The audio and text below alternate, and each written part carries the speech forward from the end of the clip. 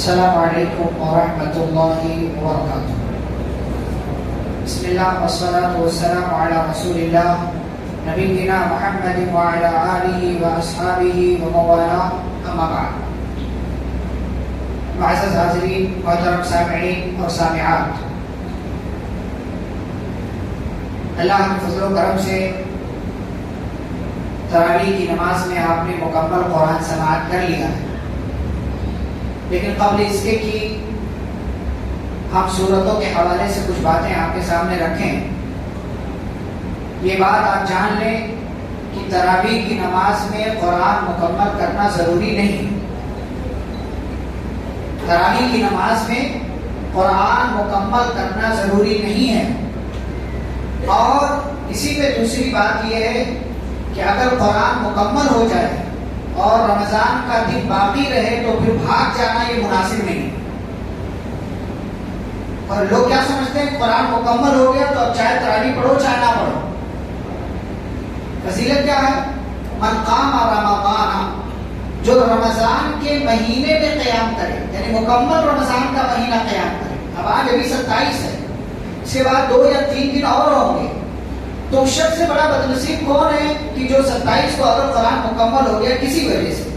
قرآن مکمل کرنا ضروری نہیں ہے، اور اگر مکمل کرتا ہے بندہ تو 27 کو مکمل کرنا ضروری نہیں ہے، لیکن یہ ہے کہ حافظ صاحب آپ یہاں دور سے آتے ہیں یا کسی بھی علاقے میں دور سے دوسری جگہ سے جاتے ہیں تو ان کو اپنے گھر بھی جانا ہوتا ہے اور مسائل ہوتے ہیں، تو اس لیے مکمل کر دیا جاتا ہے۔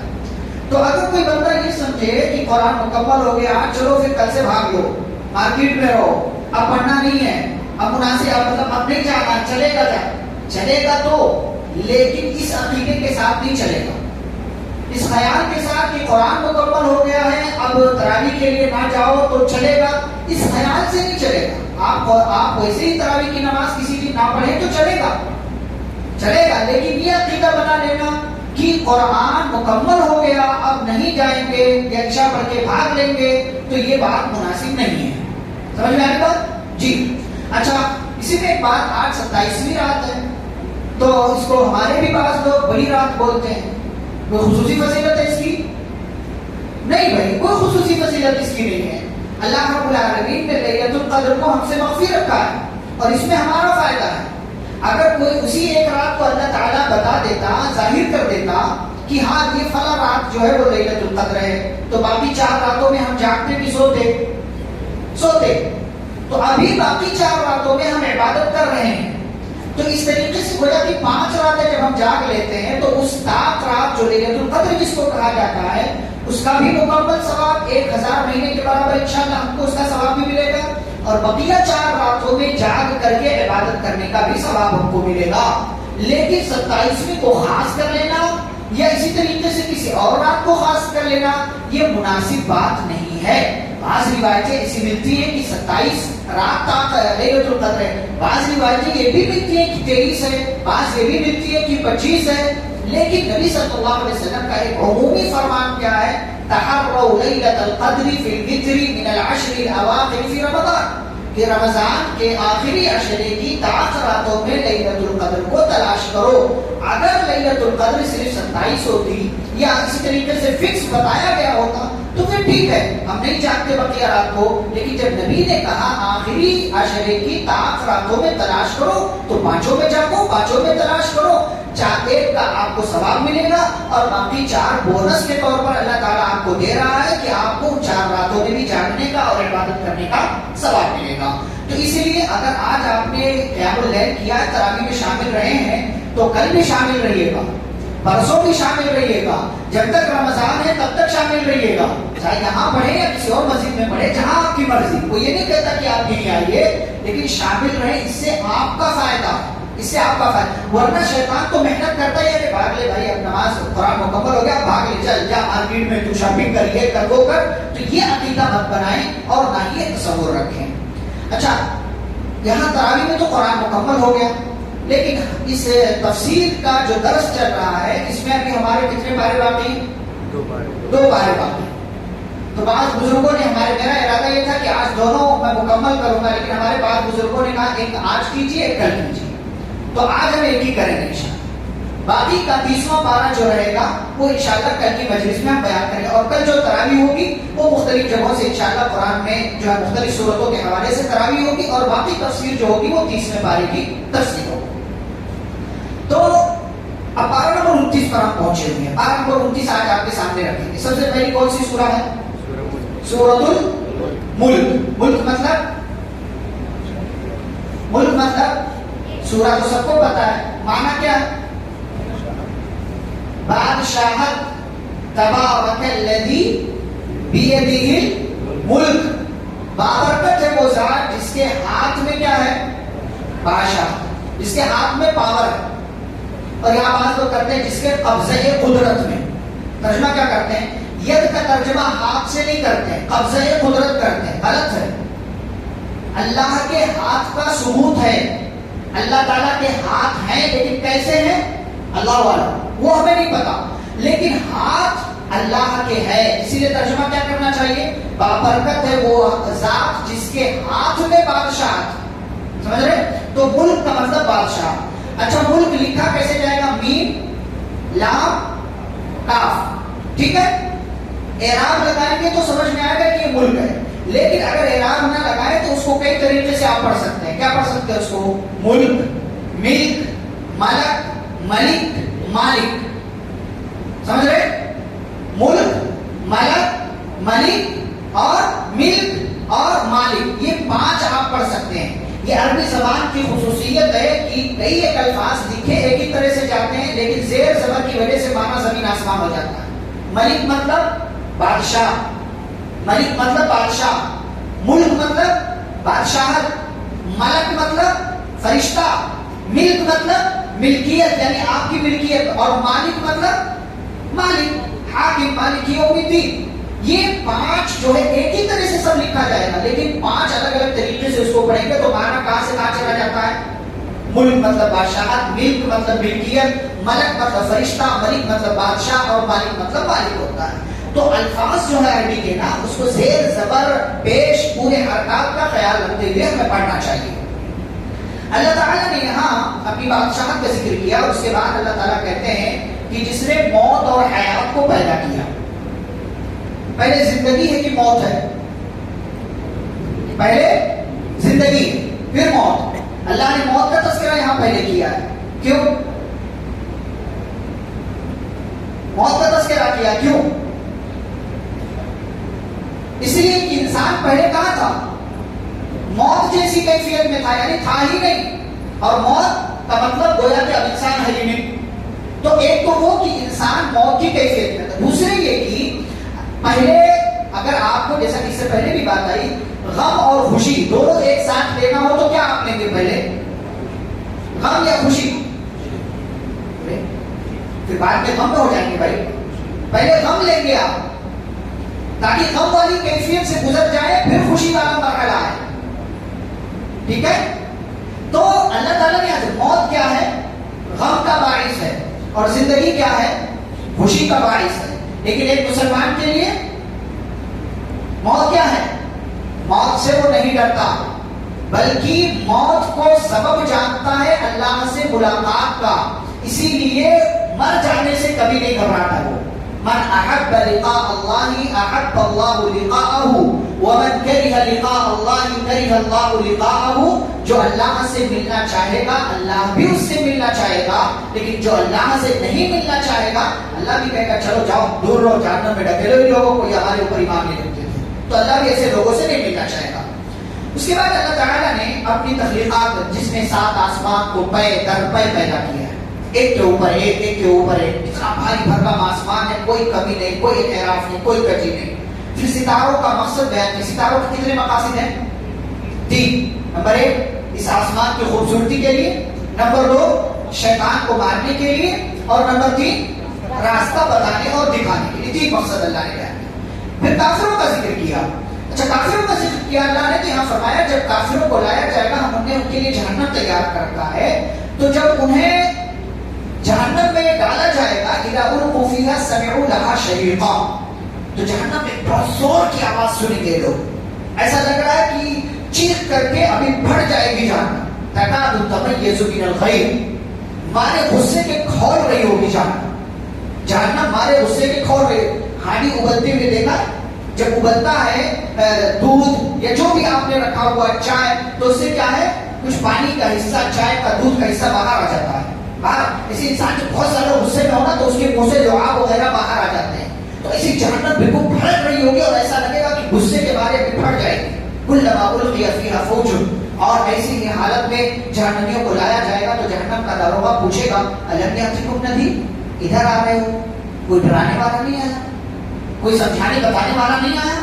قالوا بلا، کہیں گے ہاں آیا تو تھا، پھر فکذبنا، ہم نے جھٹلا دیا، ہم نے اس کی بات ہے. چلو جاؤ تم اپنی بات کرو، جاؤ ہم اپنی بات اپنی زندگی میں رہیں گے، اپنی زندگی میں مست رہیں، کسی کی بات نہیں سنیں گے، ہمارے فلانے نے جو کہہ دیا وہی بات ہے. فکذبنا، ہم نے جھٹلا دیا. وقلنا، اور ہم نے کہا ما نزل اللہ من شیء، ارے تم اپنی اپنی بات کرتے ہو، ہمارے فلانے کو سنتے نہیں، جاؤ اللہ نے اس طرح کی کوئی چیز نازل نہیں کی. پھر خود ہی کہیں گے لو كنا نسمع او نعقل، اے کاش ہم نے سنا ہوتا، ہم نے سمجھا ہوتا، ما كنا فی اصحاب السعیر، تو آج ہم جہنم والوں میں سے نہ ہوتے. اللہ کیا فرماتے ہیں؟ فاعترفوا بذنبهم، اپنے گناہ کا اعتراف انہوں نے وہاں کیا یا کریں گے، لیکن کیا فائدہ ہوگا؟ فسحقا لاصحاب السعیر، جہنم والوں کے لیے دوری ہو، بربادی ہو. یہاں اگر اعتراف احساس پیدا ہو گیا تو اچھی بات ہے، وہاں اگر اعتراف کیا احساس پیدا ہوا تو وہاں اعتراف کرنے کا احساس کرنے کا کوئی فائدہ نہیں ہے. آگے بڑھے تو اللہ تعالیٰ نے اپنی اور کچھ تخلیقات اور اسی طریقے سے قدرت کا تذکرہ کیا ہے. پھر آگے تین اہم چیزیں اللہ نے بتائی. فرمایا اے انسانوں، وہی اللہ ہے جس نے تمہیں پیدا کیا. پیدا کرنے کے بعد تین اہم چیزیں تھیں. کیا؟ کان، آنکھ اور دل. تمہارا کام کیا ہے؟ ان تینوں کا صحیح استعمال کرو. ہم ابھی یہاں کیا کر رہے ہیں؟ کان سے سن رہے، آنکھ سے دیکھ رہے، لیکن دل ارے چھوڑو، لوگ بولتے رہتے ہیں. کون عمل کرنا، کون بٹھانا، کون اپنی زندگی میں سن لیں گے، مزہ آیا، بہت اچھا بولے، بہت اچھا بولے، ایک نمبر بولے، کیا عمل کون کرے گا؟ قلیلا ما تشکرون. اللہ فرماتے تم بہت کم شکریہ ادا کرتے ہو. تمہارا طریقہ یہ ہے کہ تم بہت کم شکریہ ادا کرتے ہو، حالانکہ تمہیں شکریہ ادا کرنا چاہیے. شکریہ میں کیا کیا آتا ہے؟ الحمدللہ صرف نہیں آتا، شکریہ میں یہ بھی آتا ہے کہ جو اللہ نے دیا اس کا صحیح استعمال کریں. جو اللہ نے دیا اس کا جو حق ہے وہ حق ہم ادا کریں. کان، آنکھ، دل اللہ نے دیا ہے، اس کا حق کیا ہے؟ ہم سنیں، دیکھیں اور دل میں اس کو بٹھائیں اور اسی کے مطابق عمل کریں. ہم سنتے تو ہیں، دیکھتے تو ہیں، لیکن اس کے مطابق ہم عمل نہیں کرتے. اللہ نے فرمایا تم بہت کم یہ کام کرتے ہو، حالانکہ تمہیں یہ کام زیادہ کرنا چاہیے. پھر پانی کی نعمت کا اللہ نے تذکرہ کیا. قل ارأيتم إن أصبح ماؤكم غورا. پانی کتنی بڑی نعمت ہے، تصور نہیں کر سکتے آپ، سوچ نہیں سکتے، سوچنا چاہیے. آج پوری دنیا کا انحصار ہمیشہ سے پانی پر رہا، پانی پر.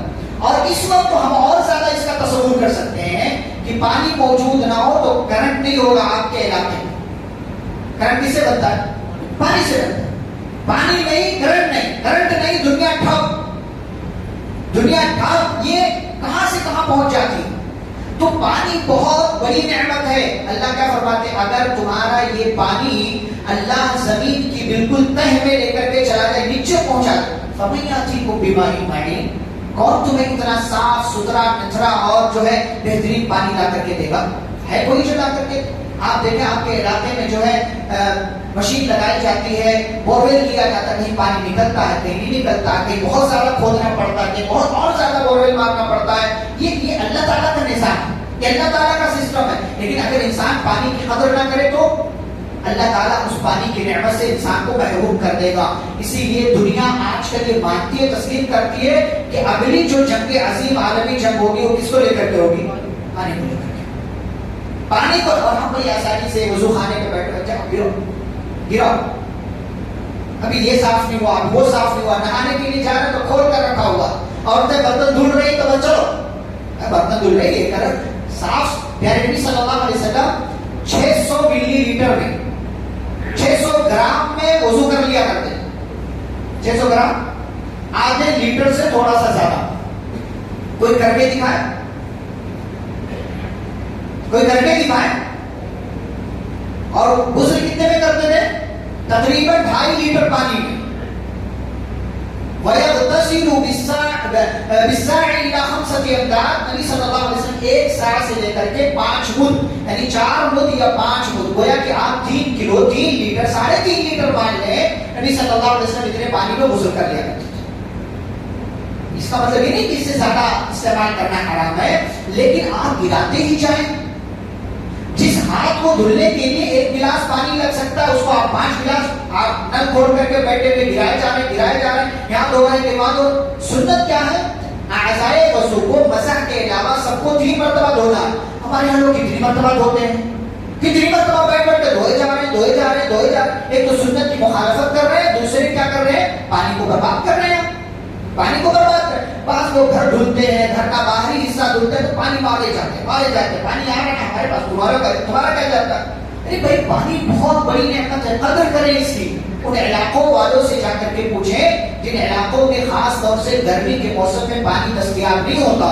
اور آج کل تو آسانیاں ہیں، ورنہ ممبئی میں ہم نے ایسے مناظر دیکھے ہیں کہ صبح 5 بجے اٹھو، لائن لگاؤ، 8 بجے نمبر آتا، پانی جا کر کے ملے گا. وہ بھی کتنا؟ 5 منٹ 10 منٹ لے سکتے ہو، جتنا لے لو. آپ نے تصور کیا کبھی؟ سوچیں اس طریقے سے. آج کل تو آسانیاں ہو گئی ہیں، بہت ساری چیزیں ہو گئی ہیں، مشینوں کے ذریعے آرام سے پانی نکال لیا جاتا ہے. لوگ مالدار ہو گئے، اپنا کر لیتے ہیں. لیکن اگر ناقدری کیا، ناشکری کیا تو اللہ اس نعمت سے کیا کر سکتا ہے؟ محروم کر سکتا ہے. اس کے بعد سورۃ القلم کا آغاز ہوتا ہے. سورہ قلم کا دوسرا نام کیا ہے؟ سورہ پہلا لفظ کیا ہے؟ نون. تو اس کا ایک نام سورہ نون ہے، دوسرا نام کیا ہے؟ سورۃ القلم ہے. قلم بڑی اہمیت ہے اس کی. قلم سے کیا کرتے ہیں؟ لکھنے کا کام کرتے ہیں. اللہ نے سب سے پہلے کس چیز کو پیدا کیا؟ قلم کو پیدا کیا. اسی لیے قلم کی ہم قسم کھائی ہے. اور قلم جو کچھ لکھتا ہے یا فرشتے قلم کے ذریعے جو کچھ لکھتے ہیں، اللہ تعالیٰ نے اس سب کی قسم کھائی ہے. اس بات کے لیے مشرکین مکہ نبی صلی اللہ علیہ وسلم کو کیا کہتے تھے؟ مجنون کہتے تھے، پاگل. لیکن کب کہنا شروع کیا؟ 40 سال کے بعد. پہلے نہیں کہتے تھے. لیکن جب نبوت کا اظہار کیا کہ میں نبی بنا دیا گیا ہوں، اللہ کی بات مان لو، ایک بابو کو مان لو، تو لوگ کہتے ہیں پاگل ہے. لیکن اسی پاگل کے پاس کیا کرتے تھے لوگ؟ نعوذ باللہ کیا کرتے تھے؟ اپنی امانتیں لا کر کے رکھتے تھے. کسی پاگل کے پاس آپ اپنی امانت رکھیں گے؟ تو مکہ والے دشمنی اور حسد میں اپنے معبودوں کی اہمیت کو بتانے کے لیے اللہ رب العالمین سے ناراضگی کی وجہ سے یہ لوگ کہتے تھے ارے یہ پاگل ہے، پاگلوں والی بات کرتا ہے. جیسے پاگل کچھ بھی بکتا رہتا ہے، یہ بھی بکتا ہے اور کہتا ہے کہ اللہ کی طرف آؤ. جبکہ وہی مکہ والے دین کو ایک سائڈ میں رکھ دیں تو نبی صلی اللہ علیہ وسلم کے کردار کو جانتے تھے اور آپ کے پاس لا کر کے کیا رکھتے تھے؟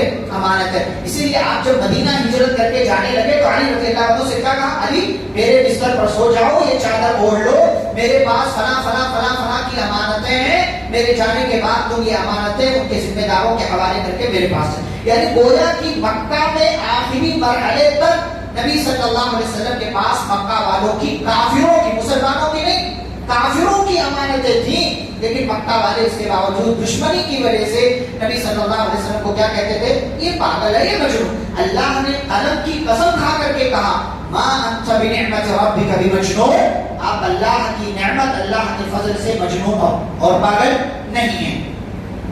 پھر اللہ نے ایک واقعہ بیان کیا. کس کا؟ اصحاب الجنہ، باغ والوں کا. باغ والوں کا ایک قصہ ہے. یمن کے قریب ایک علاقہ تھا، وہاں ایک بندہ رہتا تھا. اس بندے نے، اس کے پاس ایک باغ تھا.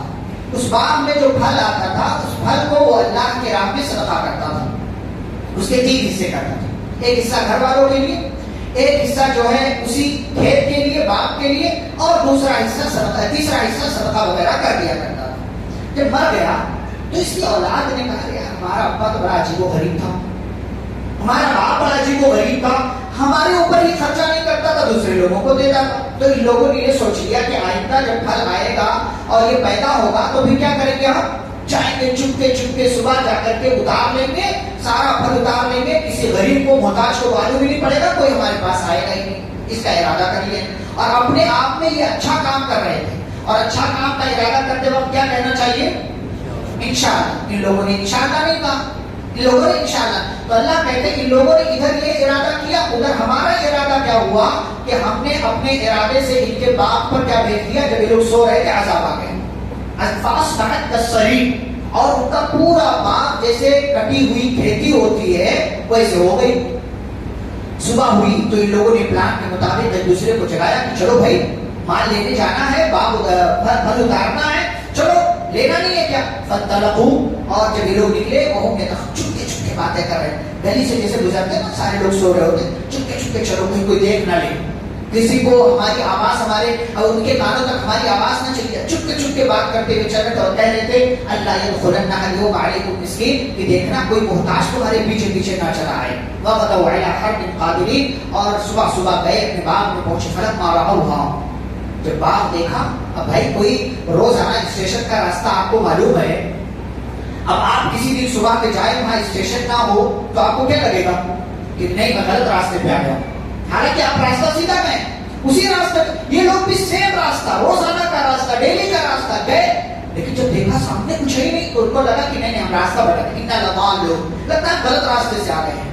ایک جو بندہ بیچ والا تھا, درمیانی کا تھا, کہتا نہیں بل نحن محرومون, ہمیں ہماری غلط نیت کی سزا مل گئی, سزا ملی. قال الم اقل لكم لولا تسبحون, میں نے تم سے کہا تھا کہ اس طرح کا کام مت کرو, اللہ کی تسبیح بیان کرو, ہمارے ابا جیسے کر رہے تھے ویسے ہی کرتے ہو, لیکن تم لوگوں نے میری بات نہیں سنی.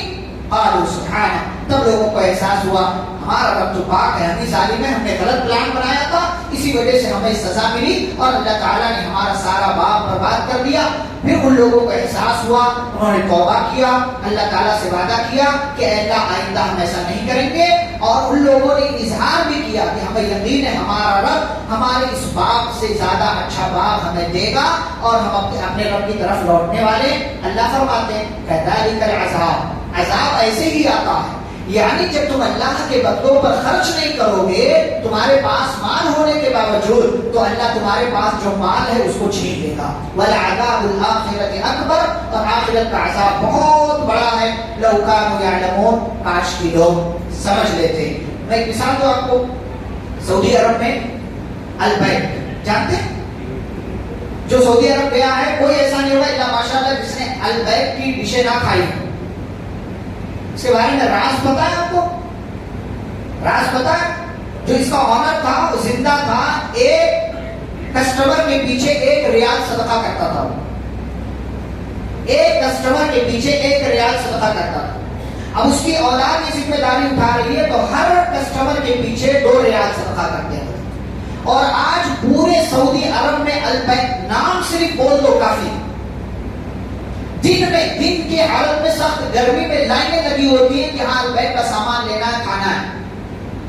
یہ کیا ہے؟ برکت ہے, صدقہ کرنے کا فائدہ ہے, صدقہ کرنے کا فائدہ. صدقہ کرنے سے مال بڑھتا, ما نقصت صدقۃ من مال, صدقہ سے مال کم نہیں ہوتا, صدقہ کرنے سے مال بڑھتا ہے. مثال آپ کے سامنے, لوگ KFC, ہم چھوٹے تھے KFC کا بڑا نام سنتے تھے, لیکن البیت کے آنے کے بعد جہاں جہاں البیت پہنچا اس نے KFC کو پیچھے ڈھکیل دیا. اور KFC کا مال نہ کھایا کریں, مالک, اس کا ذمہ دار, اس کے چلانے والے سب غیر مسلم, وہ کیسے کیا کہاں سے لاتے ہیں, کیسا گوشت ہوتا ہے آپ کو نہیں پتا. ذبیحہ مشکوک ہے اس لیے اس کو نہ کھائیں. جہاں سے آپ کو اچھا سامان ملتا ہے, مسلمان ہے, وہاں سے سامان لے, یہ شریعت کی تعلیم ہے. اور صدقہ کرنے سے مال کم نہیں ہوتا تو صدقہ کیا کریں, صدقہ دیا کریں, 5 روپے 10 روپے 100 روپے جو بھی آپ کو اللہ نے استطاعت دیا صدقہ کیا کریں. ایک بات اس سورہ کے حوالے سے, اور اللہ تعالیٰ نے سورہ کے اخیر میں ذکر کیا ہے کہ اے نبی صلی اللہ علیہ وسلم, یہ کافر آپ سے اتنی دشمنی رکھتے ہیں کہ ایسا لگتا ہے کہ یہ اپنی آنکھوں سے آپ کو گھائل کر دیں گے. کیا مطلب؟ یعنی آپ کو ان کی نظر لگ جائے گی. نظر کا لگنا حق ہے یا نہ حق ہے؟ حق ہے. نبی صلی اللہ علیہ وسلم نے فرمایا اگر تقدیر سے کوئی چیز آگے بڑھ سکتی تھی تو وہ کیا ہے؟ نظر بد ہے, بری نظر ہے. اسی لیے آپ صلی اللہ علیہ وسلم اپنے نوازوں پر بار بار دم کیا کرتے تھے. اعیذکما بکلمات اللہ التامۃ من کل شیطان وہامہ ومن کل عین لامہ. ہمارے یہاں کا مسئلہ, انسان بن ٹھن سور کر میک اپ کر کے سب کر کے جاتا ہے, کہیں گیا فنکشن ہال میں، واپس آیا نظر لگ جاتی ہے. ہاں نظر لگتی ہے، نظر لگتی ہے. ماشاء اللہ سامنے والے نے نہیں بولا یا خود دعا پڑھ کے نہیں نکلا، اپنے آپ کو اللہ کی پناہ میں نہیں دیا، اپنے آپ پر دم نہیں کیا، نظر لگتی ہے. آتا ہے دوسرے دن تو بیمار ہو جاتا ہے، اس کو یہ لگتا ہے کہ نہیں، لگتا ہے کچھ زیادہ کھا لیا تھا اس لیے بیمار ہوا. زیادہ کھانے سے بیمار نہیں ہو، بری نظر لگی ہے تم کو. زیادہ کھانے سے بیمار ہے، نظر لگی. بچے کی فوٹو ہم ڈالتے ہیں سوشل میڈیا پر، اپنی تصویر ڈالتے ہیں سوشل میڈیا پر، نظر لگ سکتی ہے. نظر لگ سکتی ہے آپ کے بچے کو، آپ کی جو بھی جس کی تصویر آپ ڈال رہے ہیں، اور ہمیں احساس نہیں ہوتا کہ ارے کیا ایسا کیسے ہو گیا، رات کو تو بھلا چمکا تھا، اچھا تھا، رات کو تو کوئی مسئلہ نہیں تھا، لیکن رات کو یہ پوسٹ کیا تھا اس کا اندازہ نہیں ہے. اسٹیٹس پر اپنی تصویر لگا کر بڑا اسمارٹ لگا، آج فنکشن میں گیا تھا، دعوت تھی، ولیمہ توڑ کے گیا تھا، وہ اسٹیٹس لگایا. پہلی بات تو ان ساری چیزوں سے بچنا چاہیے. لیکن اگر لگایا ہے اپنے آپ کو، اگر وہاں آیا کیا ہے آپ نے، تو دعا پڑھیں، اس چیز کا خیال رکھیں. سوشل میڈیا پر اس طرح کی چیز پہلے ویسے بھی نہیں ڈالنا چاہیے آپ کو، ویسے بھی آپ کو اس چیز تمام طرح کی چیزوں سے بچنا چاہیے، احتراز کرنا چاہیے. ورنہ بعض علماء نے کہا ہے کہ تصویر دیکھ کر کے بھی نظر لگ سکتی ہے. اگر کوئی تصویر دیکھے ماشاء اللہ نہ کہے، سبحان اللہ نہ کہے، اور لا حول ولا قوت الا باللہ نہ کہے، تو ان چیزوں کا آپ خیال رکھا کریں. آگے بڑھے تو سورۃ الحاقہ کا آغاز ہوتا ہے. سورۃ الحاقہ میں اللہ رب العالمین نے پورا قیامت کا منظرنامہ ذکر کیا شروع سے لے کر کے. الحاقہ خود قیامت کا ایک نام ہے. حاقہ مطلب ثابت ہونے والی، اور قیامت سے زیادہ ثابت ہونے والی چیز کوئی اور نہیں. یعنی موت ہے، موت کے ساتھ قیامت. پھر قوموں کی ہلاکت و بربادی کا ذکر کیا ہے. پھر قیامت کے دن جب میدان محشر قائم ہوگا، سوال جواب ہوگا، اس کا تذکرہ اللہ کرتے ہیں. فرماتے ہیں جس کا نام اعمال اس کے دائیں ہاتھ میں دیا گیا، رائٹ ہینڈ میں دیا گیا، تو کیا کہے گا؟ ہاں مقرؤ کتاب. کتنا پیارا منظر اللہ ہے. ہاں مقرؤ کتاب. لو دنیا والوں سنو، اے انسانوں سنو، لو میرا نام اعمال دائیں ہاتھ میں ملا، لو میرا نام اعمال دیکھو، دیکھو میرا نام ہے. انی ظننت انی ملاق حسابیہ. آپ دیکھیں دنیا کے حساب سے دیکھیں، بچہ کامیاب ہو گیا، فرسٹ آیا، سیکنڈ آیا، تھرڈ آیا، یا امید کے مطابق رزلٹ آ گیا، کیا کرتے ہیں ہم؟ پورے خاندان میں پرچار کرتے ہیں. بلکہ آج کل تو لوگ کوئی پاس بھی ہو گیا تو اس کی تصویر لگا کر کے چوراہے پر، کہیں یہاں کہیں وہاں سرکل پر فوٹو لگا کر کے وہاں ڈالتے ہیں. خوشی ہوتی، خوشی ہے، جائز ہے خوشی کا اظہار کرنا. اور جنت اگر مل جائے تو جنت میں ہاں مقرؤ کتاب، لو میرا نام اعمال دیکھو، انی ظننت انی ملاق حسابیہ. مجھے یقین تھا کہ میرا نام اعمال مجھے دائیں ہاتھ میں. آپ کا عمل کیا ایسا ہے کہ آپ کو یقین ہے کہ آپ جنت میں جانے والے ہیں؟ اپنا سوچو، کیا ایسے اعمال ہیں کہ اگر آج بھی مر گئے تو جنت میں چلے جاؤ گے؟ اپنا دیکھو. یہ جنتی کیا کہے گا جس کا نام ہے اعمال دائیں؟ کہے گا مجھے یقین تھا کہ میں اپنے حساب سے کتاب سے ملاقات کرنے والا ہوں، اور میرا نام ہے اعمال مجھے دائیں ہاتھ میں دے گا. پھر اس کی زندگی تو مزے کی ہوگی. اللہ فرماتے ہیں بڑی پیاری زندگی میں ہوگا. اور زندگی کیسی؟ جنت بھی اس سے راضی اور یہ بھی جنت سے راضی. فَهُوَ فِي عِيشَةٍ رَاضِيَةٍ فِي جَنَّةٍ قُطُوفُهَا دَانِيَةٌ. اللہ فرماتے ہیں اس کے میوے، اس کے پھل، فروٹ سب لٹک رہے ہوں گے. جو خواہش کرے فوراً حاضر. کیا چاہیے؟ حاضر. کلوا واشربوا ہنیئا بما اسلفتم فی الایام. کھاؤ پیو، مزے لے کر کے کھاؤ پیو. کیوں؟ اس لیے کہ دنیا میں بہت اچھا کام کر کے آئے ہو تو آج اس کا بدلہ دیا جائے. لیکن یہ سکے کا ایک رخ ہے، یہ تصویر کا ایک پہلو ہے. تصویر کا دوسرا رخ کیا ہے؟ وَأَمَّا مَنْ أُوتِيَ كِتَابَهُ بِشِمَالِهِ. اس کا نام اعمال اس کے لیفٹ ہینڈ میں، بائیں ہاتھ میں دیا گیا. فَيَقُولُ، کہے گا یا لیتنی لم اوت کتابیہ. اس سے اچھا تو تھا کہ رزلٹ ہی آؤٹ نہ ہوا. اے کاش مجھے میرا نام اعمال نہ دیا جاتا. وَلَمْ أَدْرِ مَا حِسَابِيَہ، میرا رزلٹ کیا ہے مجھے معلوم نہ پڑتا. یا لیتہا کانت القاضیہ، اے کاش موت آئے اور مجھے ختم کر دے. اے کاش میں موت کے سفر سے دوبارہ گزر جاؤں. ما اغنی عنی مالیہ. کتنے افسوس کی بات ہے، انسان کہے گا میرے مال نے مجھے کوئی فائدہ نہیں پہنچایا. ہلک عنی سلطانیہ، میری سلطنت، میرے عہدے، میرے منصب، میری بادشاہت، میری پوسٹ اور میرے مناصب نے مجھے ذرہ برابر بھی فائدہ نہیں پہنچایا. یہ ساری باتیں سوچ رہا ہوگا. اللہ کی طرف سے آواز آئی، خذوہ، فرشتوں پکڑو اس کو، فغلوہ، اس کو الجحیم صلوه، اور اس کو لے جا کر کے جہنم میں ایک ڈبکی دلا کر کے لاؤ، ثم فی سلسلۃ ذرعها 70 ذراعا فاسلکوه، اور اس کو 70 گز کی زنجیر میں باندھ کر گھسیٹتے ہوئے لے جاؤ جہنم کے اندر ڈال دو۔ کیوں؟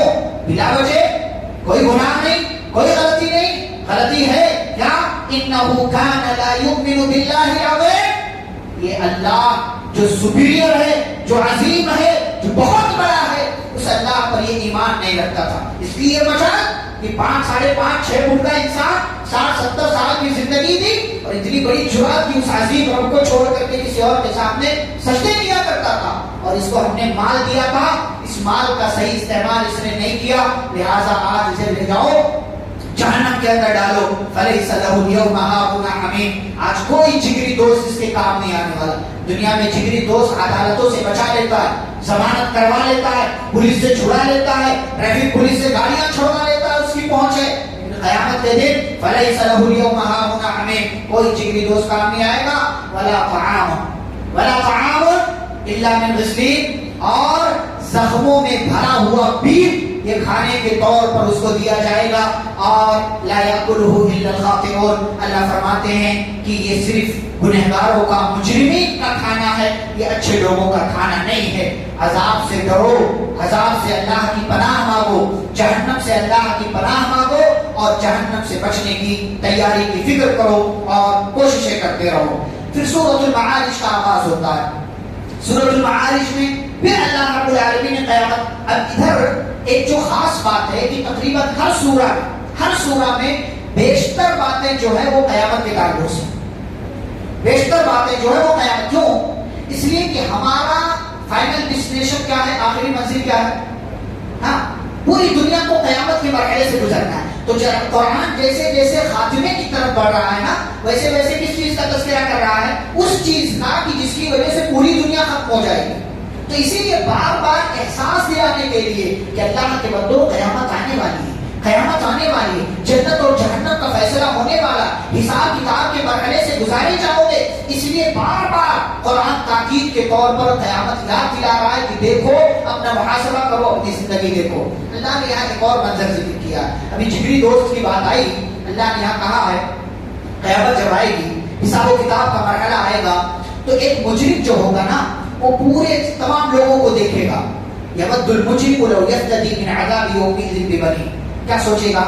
سوچے گا کاش کوئی آئے اور مجھے بچا لے، سوچے گا کاش کوئی آئے اور مجھے بچا لے، وہ سوچے گا میرے ماں باپ آ جائیں، وہ صاحبتی ہی محبت کرنے والی بیوی آ جائے، وہ آخری بھائی آ جائے اور بیٹا آ جائے، وہ فصیلتہ التی تؤوی، رشتے دار آ جائیں جو مشکل میں اس کو پناہ دیتے تھے، ومن فی الارض جمیعا ثم ینجی، اور پوری زمین والوں میں سے کوئی تو آئے مجھے بچا لے۔ پوری نگاہ دوڑائے گا دوڑائے گا دوڑائے گا، اللہ کہتے ہیں جب تھک جائے گا کلا، تو اس سے کہا جائے گا کیا دیکھ رہے ہو، کیا دیکھ، کوئی بچانے کے لیے نہیں آئے گا۔ یا ایھا الناس ان وعد اللہ حق فلا تغرنکم الحیات الدنیا، لوگوں یہ دنیا کی زندگی دھوکا ہے، اس دھوکے میں مت پڑو۔ اور اللہ فرماتے ہیں وَاخْشَوْا يَوْمًا لَا يَجْزِي وَالِدٌ عَنْ وَلَدِهِ، اس دن سے ڈرو جس دن کوئی باپ کسی بیٹے کے کام نہیں آنے والا اور کوئی بیٹا کسی باپ کے کام نہیں آنے والا، اس لیے اپنی اپنی فکر کرو۔ اللہ فرماتے ہیں اس مجرم کو بچانے کے لیے اس کے ساتھ دنیا میں اس کے بستر پر سونے والی، بہت محبت کرنے والی اس کی بیوی، اس کو پیدا کرنے والی اس کی ماں، اس کی روزی روٹی کا انتظام کرنے والا اس کا باپ، اور اس کے ذریعے وجود میں آنے والا اس کا بیٹا اور اس کی بیٹی، یہ سب اس کو بچانے کے لیے نہیں آئیں گے۔ سارے لوگ چھپتے پھریں گے کہ کہیں میرا یہ رشتہ دار مجھ سے ایک نیکی نہ مانگ لے۔ اللہ کہتے ہیں اللہ ہرگز نہیں، انہا لما، یہ تو آگ کا شعلہ ہے، نزاعۃ للشوا، جو ان مجرموں کی چمڑیوں کو ادھیڑ کر کے اتار کر کے رکھ دے گا اور ان مجرمین کو اٹھا کر کے جہنم کے اندر ڈالا جائے گا۔ پھر جنتیوں کا تذکرہ اللہ نے کیا ہے، جنت میں کون جائے گا اس کا تذکرہ کیا۔ پھر سورہ نوح کا آغاز ہوتا ہے۔ نوح حضرت نوح علیہ السلام کے نام پر یہ سورہ ہے، اور اس کے اندر اللہ نے پوری بات نوح علیہ السلام کے تعلق سے کی ہے۔ میں نوح علیہ السلام کے تعلق سے بات پہلے پارہ نمبر 12 میں کر چکا ہوں، یہاں مختصر طور سے تھوڑی بات آپ کے سامنے کروں۔ اللہ نے فرمایا کہ ہم نے نوح علیہ السلام کو بھیجا ان کی قوم میں، کتنے دن رہے؟ 950 سال، 9.5 نہیں، 950 سال. ہمارے اس زمانے میں تقریباً 15 نسلیں ختم ہو جائیں گی. تقریباً 15 نسلیں 950 سال میں تقریباً 15 نسلیں ختم ہوں گی. وہ اکیلے عمر ملی حضرت نوح علیہ السلام کو سمجھاتے رہے ان اعبدوا اللہ واتقوا، اللہ کی عبادت کرو، تقوی اختیار کرو، اللہ کی عبادت کرو، تقوی اختیار کرو، وہ تمہیں معاف کر دے گا، جنت میں سمجھاتے رہے. جب یہ مرحلہ گزر گیا، 80 لوگوں کو چھوڑ کر کوئی مسلمان نہیں ہوا، تو اللہ سے شکوہ کرنے لگے. ظاہر سی بات ہے، آپ محنت کریں، محنت کے مطابق آپ کو رزلٹ نہ ملے تو آپ کو دکھ تو ہوتا ہے، تکلیف تو ہوتی ہے انسان ہونے کے ناطے. نوح علیہ السلام کو بھی ہوئی تو اللہ سے کہنے لگا رب انی دعوت قومی لیلا ونہارا، اے میرے رب اپنی قوم کو سمجھایا، رات میں بھی نہ دن دیکھا نہ رات دیکھا، جب موقع ملا قوم کو سمجھایا، کبھی اکیلے میں، کبھی جماعت میں، کبھی مجلس میں، کبھی یہاں کبھی وہاں، ہر ممکن طریقے سے سمجھایا. لیکن ان لوگوں نے کیا کیا؟ اے اللہ اپنے کان میں کپڑے ڈال لیے، اپنے انگلیاں ڈال لی کہ میری بات ان کے کان تک نہ پہنچے. اے اللہ میں نے ان سے یہاں تک کہا استغفروا ربکم، اپنے رب سے استغفار کرو، فائدہ کیا ملے گا؟ تمہارا رب تمہیں معاف کر دے گا، آسمان سے بارش نازل کرے گا، تمہارے لیے اولاد کا انتظام کرے گا، تمہارے لیے مال کا انتظام کرے گا، تمہارے لیے اللہ جنتیں بنائے گا، تمہارے لیے نہریں بنائے گا، تمہیں اپنی جنت میں داخل. یہ سارے فائدے استغفار کے ہیں. یہ سب کام کرو گے، استغفار کرو گے، اللہ تعالیٰ ان سارے فوائد سے نواز دے گا. لیکن قوم کے لوگ نہیں مانے. جب میں نے دعوت دی، کہنے لگے، آپس میں ایک دوسرے سے کہتے تھے لا تذرن آلہتکم ولا تذرن ودا ولا سواع ولا یغوث ویعوق ونسر. اس قوم میں 5 بڑے بت تھے، ود، سواع، یغوث، یعوق اور نسر. کہتے تھے ان معبودوں کو چھوڑ کر اس ایک معبود کی طرف مت جانا جس کی طرف نوح بلاتے ہیں. اے اللہ اب مجھے لگتا ہے یہ لوگ ایمان نہیں لائیں گے. تو اللہ تعالیٰ سے دعا کیا اور کہا اے اللہ لا تذر علی الارض من الکافرین دیارا. یہ اتنے بڑے مجرم ہیں کہ اللہ زمین پر کسی کافر کو چلتا ہوا مت چھوڑنا، سارے لوگوں کو ہلاک و برباد کر دے. کیوں؟ اس لیے کہ اگر تو نے انہیں چھوڑ دیا، زمین پر باقی رکھا تو اے اللہ یہ خود بھی گناہ کریں گے اور ان کے ذریعے جو اولاد پیدا ہوگی وہ بھی گنہگار ہوگی. پھر اللہ تعالیٰ سے دعا کیا اے میرے رب مجھے معاف کر دے، تمام مومنوں کو معاف کر دے، میرے ماں باپ کو معاف کر دے اور ہم سب کو اے اللہ جنت میں داخل کر دے. یہ انہوں نے دعا مانگی اور اس کے بعد اللہ نے نوح علیہ السلام کو حکم دیا تھا کہ نوح کشتی بنائیے. کشتی بنائی، سارے لوگوں کو سوار کر لیا اور بقیہ مجرموں پر، کافروں پر اللہ کا عذاب آیا. آسمان سے بھی پانی، زمین سے بھی پانی، اور اللہ تعالیٰ نے پوری قوم کو اس میں ڈبو دیا اور پوری قوم کو ہلاک و برباد کر دیا. پھر سورۃ الجن ہے. اس کے بعد جن کا مطلب کیا ہوتا ہے؟ جنہ یا جنوں کا مطلب ہوتا ہے چھپانا. کیا مطلب ہوتا ہے؟ چھپانا. جن ہم سے چھپے ہوئے ہوتے ہیں، اس لیے ان کو کیا کہا جاتا ہے؟ جن کہا جاتا ہے. اور اللہ تعالیٰ نے ان کو غیر معمولی صلاحیت دیا، جو چاہے وہ روپ دھار سکتے ہیں. اللہ تعالیٰ نے ان کو یہ پاور دیا ہے اور ان کے پاس یہ صلاحیت ہے. جنوں کے حوالے سے، اچھا جن کس سے پیدا ہوئے ہیں؟ آنکھ سے. اور جو شیاطین ہیں وہ بھی جنوں کا ہی پارٹ ہے. جو برے لوگ ہیں وہ کیا ہے؟ شیاطین ہیں. انسانوں میں بھی شیطان ہوتے ہیں، ہوتے کہ نہیں ہوتے؟ ہاں ہوتے ہیں بھائی. کچھ انسان شیطان ہوتے ہیں. الگ بات ہے کہ وہ مٹی سے بنے ہیں، لیکن کچھ انسان کیا ہوتے ہیں؟ شیطان. اللہ نے ذکر کیا شیاطین الانس والجن. انسانوں میں بھی شیاطین ہوتے ہیں، جناتوں میں بھی شیاطین ہوتے ہیں. لیکن یہ والے جو جنات ہیں ان میں بھی اچھے اور برے لوگ ہیں. نبی صلی اللہ علیہ وسلم کو نبی بنا کر کے صرف انسانوں کی طرف نہیں بھیجا گیا، بلکہ آپ جناتوں کے بھی رسول ہیں. نبی نے فرمایا بعثت الی الثقلین، میں دونوں کی طرف بھیجا گیا ہوں، انسانوں کی طرف بھی اور جناتوں کی طرف بھی. اسی لیے جنات آپ صلی اللہ علیہ وسلم پر ایمان لائے. ایک موقع سے آپ صلی اللہ علیہ وسلم مکہ کے قریب ایک وادی ہے، وادی نخلا کہتے ہیں اس کو، کھجوروں کا باغ تھا، وہیں ایک وادی تھی. آپ صحابہ کو نماز پڑھا رہے تھے، ادھر سے جناتوں کا گزر ہوا، ان کو آواز آئی، ٹھہر گئے، قرآن سنا، غور سے سنا، لوگوں کو خاموش کیا اور پھر ایمان لے آئے. نبی سے ملاقات ہوئی اور وعدہ کیا کہ ہم جا کر کے جو ہے اپنی قوم میں دعوت و تبلیغ کریں گے. اپنی قوم میں گئے، جا کر کے دعوت و تبلیغ کی. وہی پورا واقعہ، ان کا عقیدہ کیا تھا، یہ ساری چیزیں اللہ نے جانی. یہاں جناتوں کا عقیدہ اللہ کے تعلق سے کیا تھا، قرآن کو پڑھ کر کے چینج کیسے ہوا، وہ ساری باتیں ہم دیکھتے ہیں. یہ جب اپنی قوم میں گئے تو انہوں نے کہا کہ ہم نے بہت عجیب و غریب قرآن سنا ہے. کیسا قرآن؟ یہدی الی الرشد، کہ جو اچھائی کے راستے کی طرف لے جاتا ہے. تو ہم ایمان لے آئے، ہم ایمان لے. سب سے پہلے کام کیا کیا؟ قرآن سنا، ایمان لے آئے. نمبر 2 ولن نشرک بربنا احدا، پہلے اللہ کے ساتھ کسی اور کی عبادت کرتے تھے، قرآن سن کر کے توبہ کر لیا، کہا ہم اپنے رب کے ساتھ کسی کو شریک نہیں کریں گے. نمبر 3 وَأَنَّهُ تَعَالَى جَدُّ رَبِّنَا، ہمارا رب تو بڑا عظیم ہے.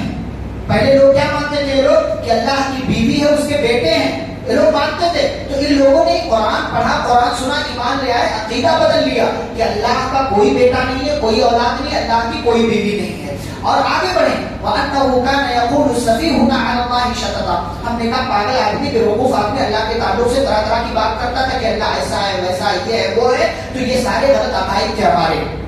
ساتھ ہی ساتھ آگے ذکر کیا کہ بعض آدمی یعنی انسانوں میں سے بعض لوگ جناتوں سے پناہ طلب کرتے تھے.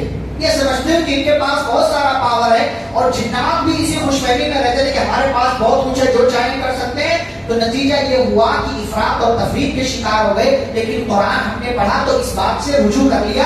اب انسانوں کو بھی سمجھنا چاہیے کہ جنات بھی انہی کی طرح ایک مخلوق ہے، اور جنات مشکل کشا نہیں ہے، کوئی آپ کی مدد نہیں کر سکتا اگر اللہ نہ چاہے. پھر اس کے بعد ایک عقیدہ بیان کیا کہ ہمارا بھی یہی عقیدہ تھا کہ اللہ دوبارہ نہیں اٹھانے والا، یعنی مر جانے کے بعد اللہ دوبارہ نہیں اٹھائے گا، ہمارا بھی یہی عقیدہ تھا. پھر یہ کہا کہ ہم آسمان میں باتیں سننے کے لیے جاتے تھے، بات سن لیتے تھے، لیکن جب نبی صلی اللہ علیہ وسلم مبعوث ہوئے تو اللہ تعالیٰ نے آسمان میں اور زیادہ پہرے داری بڑھا دی، فرشتوں کی ڈیوٹی اور لگا دی، اور ساتھ ہی ساتھ ستاروں کو پہلے بھی ذمہ داری تھی، لیکن اب یہ مزید ذمہ داری دے دی گئی کہ اب اگر جناتوں کی ٹیم اگر آسمان میں فرشتوں کی بات سننے کے لیے جائے تو آسمان سے ایک تارا ٹوٹے گا اور اسے جنات کا پیچھا کر کے اسے ہلاک و برباد کر کے رکھ دے گا.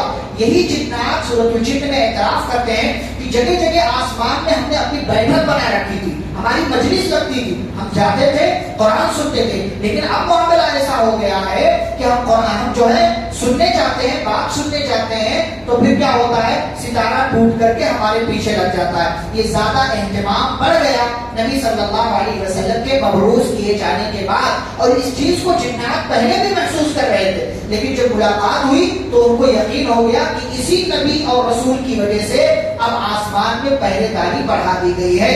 اور اس کے بعد انہوں نے اپنا عقیدہ اور بیان کیا کہ بھائی دیکھو ہم میں سارے لوگ برے نہیں ہیں، کچھ نیک ہیں، کچھ ظلم کرنے والے ہیں، کچھ بدمعاش ہیں، کچھ جو ہے اور طرح کے لوگ ہیں، تو ہمارے درمیان بھی ہر طرح کے لوگ ہیں. اور یہ بھی کہا کہ اے میری قوم کے لوگوں، جماعت کے لوگوں، اگر تم اللہ سے بڑا بننا چاہو گے نہیں بن سکتے، اور اگر کوئی یہ چاہے کہ ہم میں سے کوئی اللہ کو ہرا دے، اللہ ہم سے ہار جائے، تو ایسا کام کبھی بھی نہیں ہو سکتا. اور یاد رکھو جو ایمان لے آیا تو وہ اپنا فائدہ کرے گا، اور جس نے ظلم کیا تو فرمایا فَكَانُوا لِجَهَنَّمَ حَطَبًا، تو اسے جہنم کے اندر ڈال دیا جائے گا. یہ جناتوں کے تعلق سے پوری بات اللہ رب العالمین نے اس سورہ کے اندر بیان کر دی. لہٰذا ہم اور آپ کو بھی اپنے عقیدے کی اصلاح کرنی چاہیے، جیسے جنوں نے قرآن کو سن کر کے اپنا عقیدہ تبدیل کیا. پھر سورۃ المزمل کا آغاز ہوتا ہے. مزمل نہیں، ہمارے یہاں لوگ مزمل نام رکھتے، مزمل نہیں، مزمل، زا پر بھی تشدید ہے، یا ایھا المزمل. ایسے ہی اگلی سورہ ہے مدثر، مدثر نہیں، مدثر، دال پر بھی تشدید ہے، یا ایھا المدثر. مدثر کوئی نام نہیں ہوتا، مدثر اللہ تعالیٰ نے صفت بیان کی پیارے رسول صلی اللہ علیہ وسلم. تو یا ایھا المزمل، اللہ تعالیٰ نے نبی صلی اللہ علیہ وسلم کو مخاطب کیا اور اس سورہ میں عبادتوں کی طرف توجہ دلائی ہے. قیام اللیل کی عبادت، قرآن کی تلاوت کی عبادت، نماز پڑھنا، زکوٰۃ ادا کرنا، اللہ کے راستے میں صدقہ کرنا، اور اسی طریقے سے اللہ سے استغفار کرنا، یہ مختلف نیک اعمال کی طرف اللہ نے اشارہ کیا. لیکن ایک بات یہاں پر، نبی صلی اللہ علیہ وسلم بہت زیادہ تہجد کی نماز پڑھتے تھے، قیام اللیل پڑھتے تھے، لیکن رمضان یا غیر رمضان میں 11 رکعات سے زیادہ نہیں پڑھتے تھے. ٹھیک ہے، 11 رکعات سے زیادہ وتر ملا کر کے 11 رکعات سے زیادہ چاہے رمضان ہو یا غیر رمضان ہو نہیں پڑھتے تھے آپ صلی اللہ علیہ وسلم. نبی صلی اللہ علیہ وسلم کے تعلق سے بعض لوگوں نے لکھا کہ آپ کے اوپر تہجد کی نماز کیا تھی؟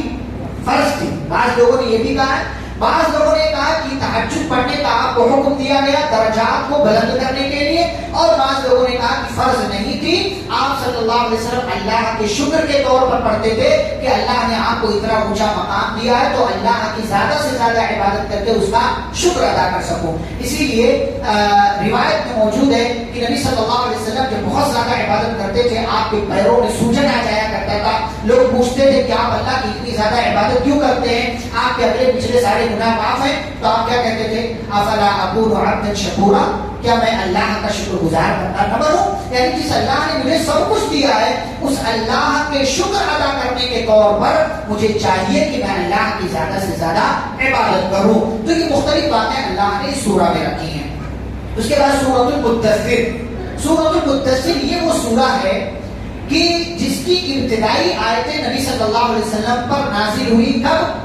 جب آپ صلی اللہ علیہ وسلم پہلی وحی کے آنے کے بعد سخت پریشانی میں مبتلا. پہلی وحی آئی سورۃ العلق کی 5 آیتیں، سورۃ العلق کی 5 آیتیں نازل. تو آپ پریشان ہو کر کے گھر میں آئے، کہا مجھے چادر اڑا دو، مجھے چادر اڑا دو. تو اسی موقع سے کیا کہا تھا؟ زملونی زملونی، مجھے چادر اڑا دو. آپ صلی اللہ علیہ وسلم کو چادر اڑایا گیا. اما خدیجہ رضی اللہ عنہا نے پوچھا کیا مسئلہ، پھر تسلی دی کہ اللہ کبھی بھی آپ کو ضائع نہیں کرے گا. تو پھر ایک لمبی مدت تک، کئی دنوں تک وحی نہیں آئی، دوبارہ جبریل نہیں آئے. آپ صلی اللہ علیہ وسلم سوچتے رہتے تھے کہ کیا مسئلہ تھا. پہلے وہاں میں رہتا تھا، وہاں فرشتہ آ گیا یا جو بھی تھا وہ آ گیا، اب اتنے دن گزر گئے کوئی نہیں آ رہا. تو آپ صلی اللہ علیہ وسلم کے اوپر سے تکلیف ختم ہوئی اور آپ دوبارہ سے انتظار کرنے لگے. اسی مقصد کے تحت اتنے دنوں تک وحی بند رہی تاکہ تکلیف ختم ہو جائے، جو گھبراہٹ تھی وہ گھبراہٹ چلی جائے اور دوبارہ سے وحی کا شوق اور انتظار آپ صلی اللہ علیہ وسلم کو ہو. تو آپ صلی اللہ علیہ وسلم انتظار کرتے تھے. کہتے ایک دن میں چلا جا رہا تھا راستے سے کہ اچانک مجھے اپنے اوپر سے آواز سنائی دی اور میں نے دیکھا تو جبریل علیہ السلام تھے. آسمان و زمین کے درمیان ایک کرسی پر وہ بیٹھے ہوئے تھے. میں نے ان کو ان کی اصلی شکل میں دیکھا اور پھر میرے اوپر وحی نازل ہوئی اور اللہ نے سورۃ المدثر کی ابتدائی آیتیں میرے اوپر نازل کی. یا ایھا المدثر قم فانذر وربک فکبر وثیابک فطہر والرجز فاہجر ولا تمنن تستکثر ولربک فاصبر. یہ آیتیں اللہ نے نازل کی. کیا پیغام دیا؟ پہلی وحی جب آئی تھی آپ صلی اللہ علیہ وسلم کو نبی بنا دیا گیا. اب دوبارہ جب وحی آئی تو اس وحی کے ذریعے آپ کو رسول بھی بنا دیا گیا اور آپ کو ذمہ داری دے دی گئی کہ اب جائیے، اٹھ کھڑے ہوئیے، فانذر، لوگوں کو ڈرائیے، دعوت و تبلیغ کا کام کیجیے، اپنے رب کی بڑائی بیان، وربک فکبر، اپنے رب کی بڑائی بیان کیجیے، اپنے کپڑوں کو پاک صاف رکھیے، گندگی سے دور رہیے، برائیوں سے دور رہیے اور اگر کسی کے ساتھ احسان کر دے تو بدلے کی امید مت رکھیے اور اگر کوئی آپ کو ستاتا ہے، پریشان کرتا ہے، وَلِرَبِّكَ فَاصْبِرْ، تو اپنے رب کی خاطر صبر کیجیے. یہ پورے پوائنٹس رسول اللہ صلی اللہ علیہ وسلم کو اللہ نے بتائے. دعوت و تبلیغ فرض ہو گئی. اسی دن سے رسول اکرم صلی اللہ علیہ وسلم اٹھے، دعوت و تبلیغ کے میدان میں لگ گئے. گھر میں دعوت و تبلیغ کی، رشتہ داروں کو کی، باہر والوں کو کیا، اندر والوں کو کیا. اسی دن سے لگے رہے. کبھی کسی کے ساتھ احسان کیا، جتایا نہیں. کبھی کسی نے مارا، پلٹ کر جواب نہیں دیا. کسی نے گالی دی، پلٹ کر اف تک نہیں کہا. رب کی خاطر صبر کرتے گئے. لوگوں نے مجنون کہا، ساحر کہا، جادوگر کہا، شاعر کہا، کاہن کہا، دیوانہ کہا، محمد کے بجائے مذمم کہا. صبر کرتے رہے اور آپ کے صحابہ کو پریشان کیا گیا. نبی نے کچھ نہیں کہا، پلٹ کر جواب نہیں دیا. اللہ تعالیٰ سے ان کے حق میں بد دعا بھی نہیں کی. طائف میں لوگوں نے مارا، ستایا، پریشان کیا. آپ کے جسم سے خون نکلے. فرشتہ بھی حاضر ہوتا ہے، کہیں تو ان کو 2 پہاڑوں کے درمیان رکھ کر کے پیس دیا جائے. وہاں بد دعا کے بجائے دعا کی، اللہم اغفر لقومی فإنہم لا یعلمون. اے اللہ میری قوم کو معاف کر دے، میرے بارے میں نہیں جانتے. ہر موقع سے لوگ ستاتے رہے لیکن نبی محبتیں لٹاتے رہے، رحمتیں لٹاتے رہے، شفقتیں لٹاتے رہے اور پھر مدینہ ہجرت کر کے پہنچے. مدینہ میں بھی چین و سکون کے ساتھ نہیں رہنے دیا گیا. 8 سال گزرے. 8 سال کے بعد مکہ فتح ہوا. سارے مجرمین آپ کے سامنے ہیں. کیا کہتے ہو؟ کیا کیا جائے؟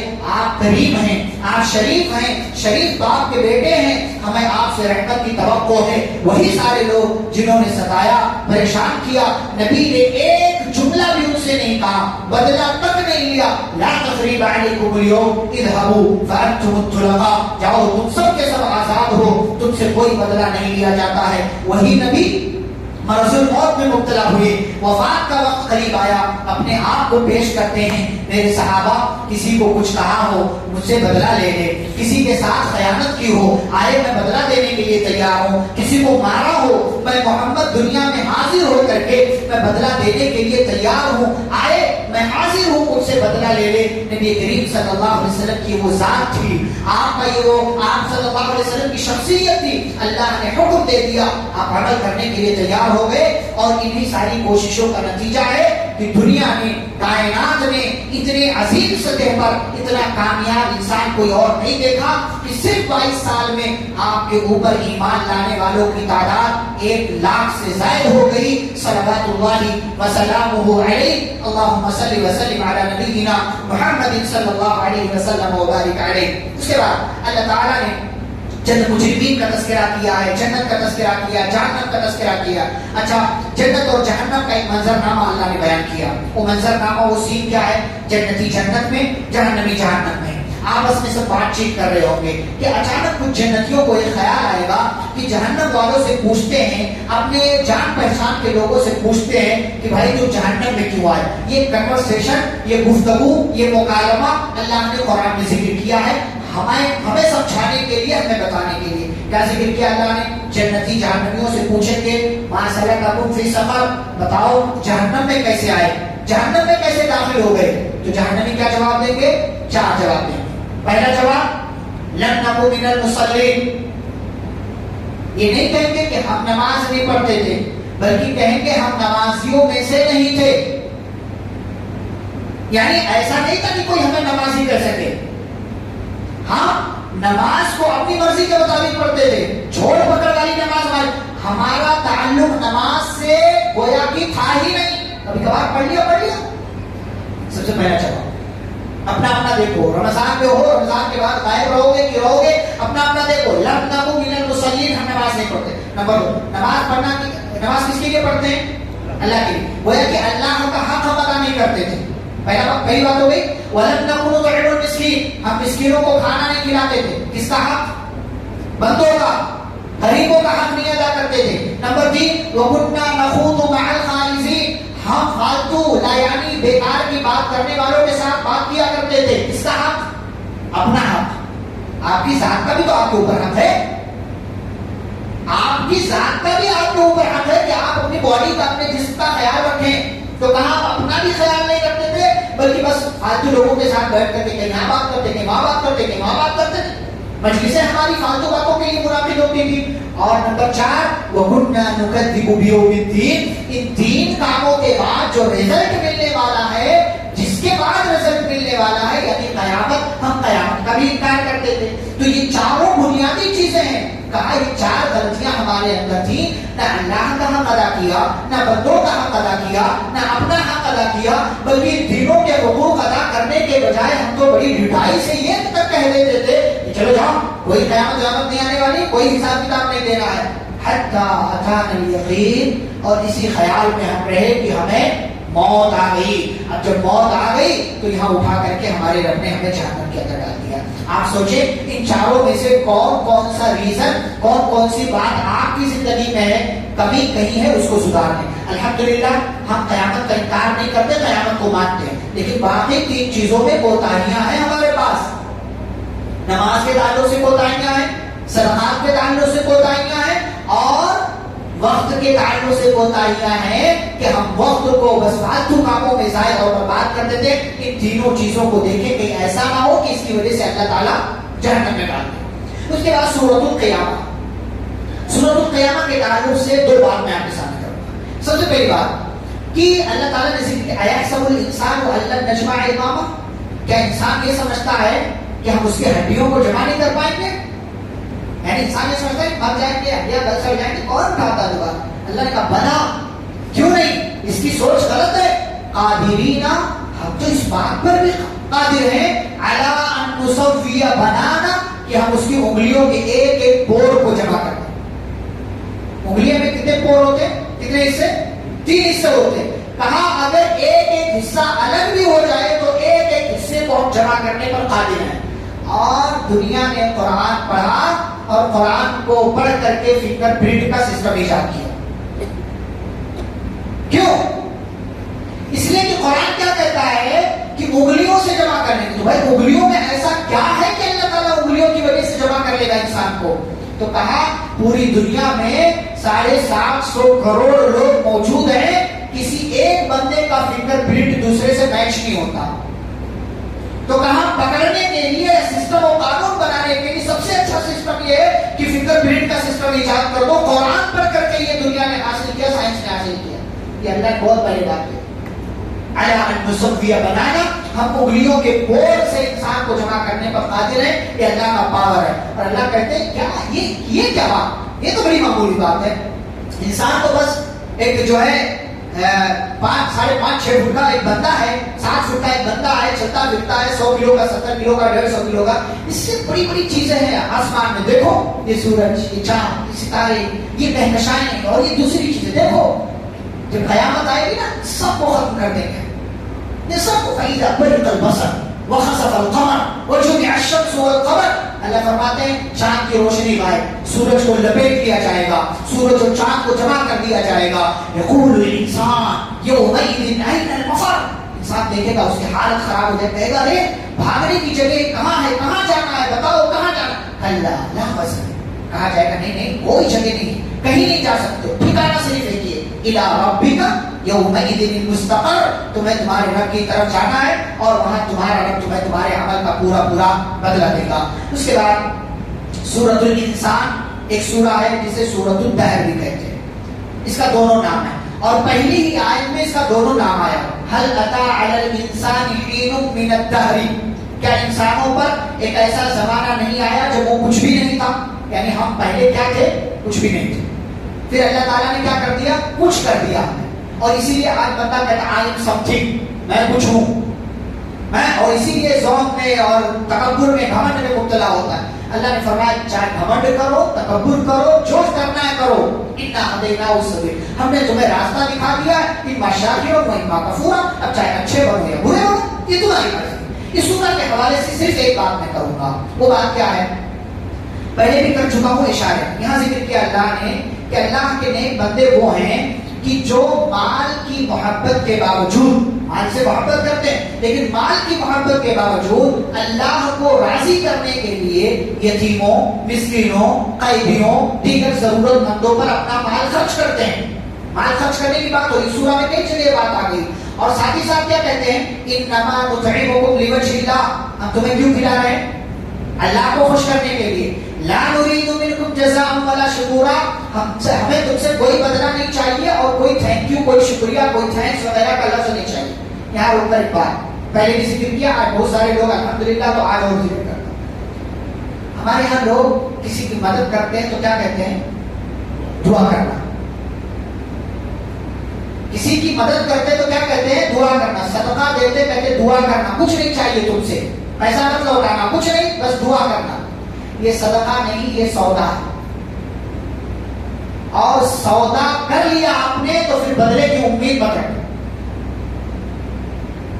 وہ بندہ جس کو آپ صدقہ دے رہے ہیں, جس کی مدد کر رہے ہیں, وہ اپنی طرف سے کہہ دے الگ بات ہے, وہ اپنی طرف سے دعا کر لے الگ مسئلہ ہے. لیکن آپ باقاعدہ اس کو کہیں کہ بھائی کچھ نہیں چاہیے, بس دعا کرنا میرے لیے, میں نے فلاں جگہ پیسہ لگا, میرا کام ہو جائے, میری چیز آسان ہو جائے, میرے ابا حج کو جا رہے ہیں, حج کا ان کا سفر ٹھیک ہو جائے, بس دعا کرنا. دعا تو آپ ویسے بھی کہہ سکتے ہیں. یہ مدد کر کے گویا کہ احسان جتلا رہے ہیں کہ میں نے تیری مدد کی, اب تیرا کام یہ کہ تو میرے لیے دعا کر. یہ غلط بات, کسی کو بھی آپ دعا کے لیے نہیں کہہ سکتے. علامہ ابن تیمیہ رحمہ اللہ نے ساتھوں سے بات کہی ہے کہ کسی نے اگر دعا کے لیے کہہ دیا, گویا کہ اس نے بدلہ مانگ لیا, پھر اس کو صدقہ کرنے کا کوئی ثواب نہیں ہے, اس کو صدقہ کر. اب یہ الگ, اچھا اس میں ایک چیز ہمیں کرنا کیا ہے, ہم کسی کی مدد کریں, کیا کہیں اس سے, دیکھو بھائی میں یہ مال اللہ نے مجھے جو طاقت دی تھی, میں تمہاری مدد کر رہا ہوں, جاؤ اللہ تعالیٰ اس میں برکت دے.